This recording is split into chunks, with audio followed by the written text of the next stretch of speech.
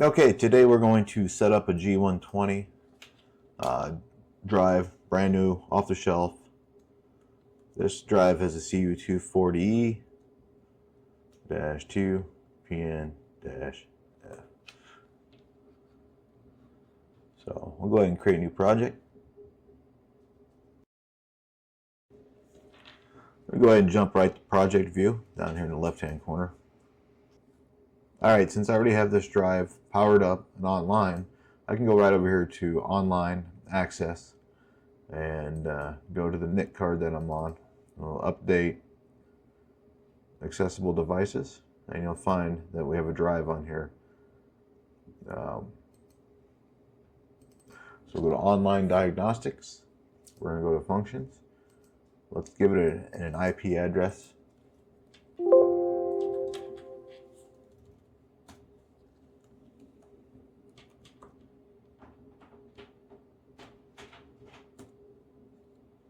Subnet.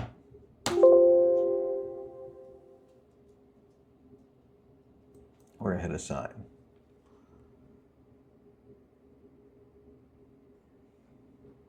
Now if you come over here and refresh the list, you'll see that you have an accessible device.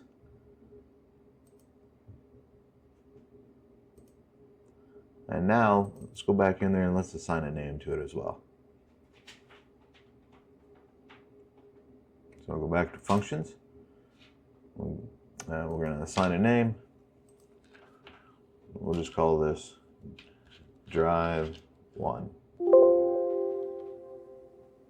I come down, hit assign.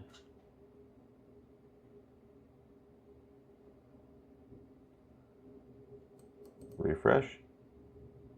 And you'll see that now the drive's been named Drive 1. Now we'll go ahead now and let's go ahead and commission this drive. Go to the commissioning tab. Okay, now we're going to go ahead and select data exchange between the PLC and the drive. We're going to select next.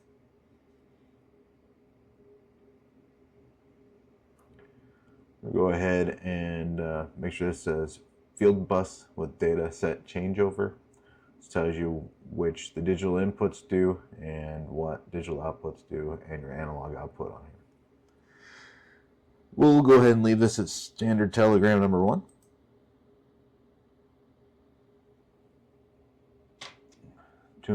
This unit has a 230 volt in feed. Select next. There is no braking resistor or filter. It's an induction motor wired in Delta. I know this is 1 amp, and it's 0.28, and the RPM 1350. Rated voltage 230 at 50 hertz.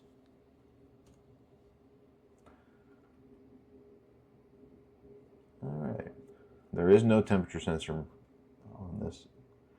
Select next. We have no motor holding brake either.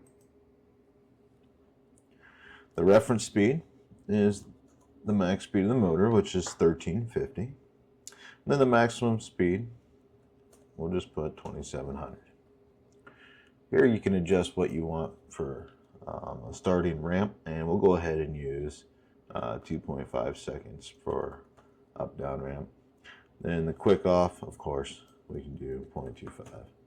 All right, and this other one is configuration of your current limit, and currently it's at 1.5, and this is a scaling issue with my screen. So this has constant load characteristics, and that we are going to do an auto tune or motor identification run at standstill. Select next. This just goes over and highlights everything that we changed. You can save this, write this down, copy everything. That way you know that this is your ending routine. Here is a checkbox that should say save to EEPROM. We're going to select next. going to go through and finish commissioning. And it is saving data to EEPROM. That box is checked by default.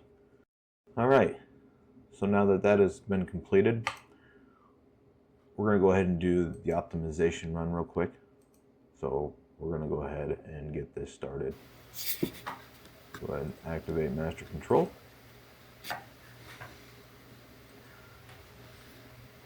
Open this up so you can see what's going on. Slide this over and we're going to go ahead and switch on the stationary run so we can do the basic motor ID run. In the background, the motor is walking through all these steps. You can hear it winding. When it completes, it will shut off. Okay, now that the motor optimization is completed, let's go ahead and go up to the control panel. Since we already have master control of the drive is enabled to run. Put 250 RPM in here. Then we're going to go ahead and set the motor to run forward. It's running up to 250. You can adjust it on the fly here. So let's do 600. Go back to 250.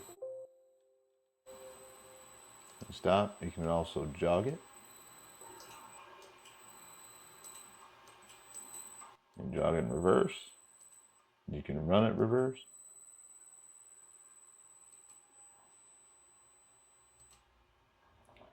All right, now that we know all that works and everything's running great, let's go ahead and deactivate control. Hit accept. Let's go to backup and restore, and let's save all the final stuff to the EEPROM.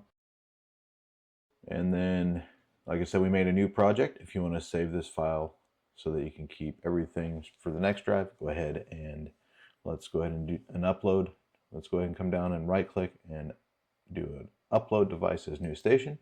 What this will do is it'll take the drive, it's going to put it right into your project. And here it is. Everything is ready to go. It's saved as a project file for you. The only thing that I will do next from here is I will do an upload to upload all parameters from the drive just to ensure that everything is in and saved. And then we can go ahead and hit save project. Same thing here, you can go online from inside your project with the drive. We can go down to the commissioning tab. You can go to the control panel. You can activate control again. Accept. Minimize the screen. We'll give it 300 RPM. And then, of course, you see, you can run it here going forward, all the same. Do the same thing, jog forward, and that's it. Other than that, you've successfully commissioned a Siemens drive and brought it into a project and were able to save it.